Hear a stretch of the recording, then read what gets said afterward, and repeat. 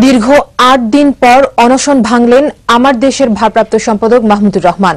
মায়ের বিরুদ্ধে করা মামলা প্রত্যাহার, প্রেসের ১৯ কর্মচারীকে মুক্তি ও প্রেসের তালা খুলে দেওয়ার দাবিতে ১৫ এপ্রিল থেকে অনশন শুরু করেন তিনি। পরে শারীরিক অবস্থার অবনতি দেখলে আদালত সুচিকিৎসার নির্দেশ দিয়ে তাকে জেল হাজতে পাঠান।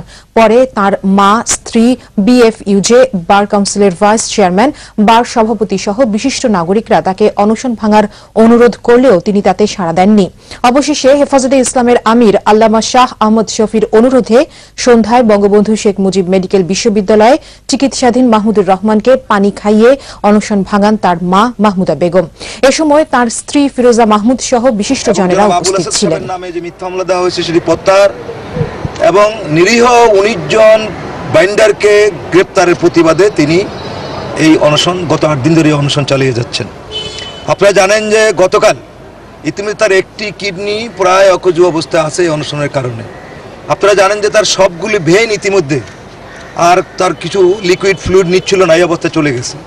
এবং সকালে দুপুরে মেডিকেল বোর্ড জানিয়েছেন আজকের মধ্যেই তিনি অনশন না ভাঙেন, কাল থেকে তার অবস্থা সাংঘাতিকভাবে ডেটেরিয়েট করবে, সেই অবস্থা চলে গেছে এবং সেটা প্রত্যক্ষ করেছি আমরা। আজকে তিনি যেই কথাটি দেশবাসীর উদ্দেশ্যে বলতে চেয়েছেন সেটি হলো এই যে যেহেতু মাওলানা আহমদুল্লাহ শাফি ওনাকে অনুরোধ করেছেন, শাহ আহমদ শফি মাওলানা হেফাজত ইসলামের প্রধান মাওলানা শাহ আহমদ শফি এবং অন্যান্য আলেম ওলামাগণ বলেছেন যেহেতু ইসলামে অনশন করার কোনো বিধান নাই, সেই জন্য আপনি এই অনশন থেকে সরে আসেন। এবং তিনি মনে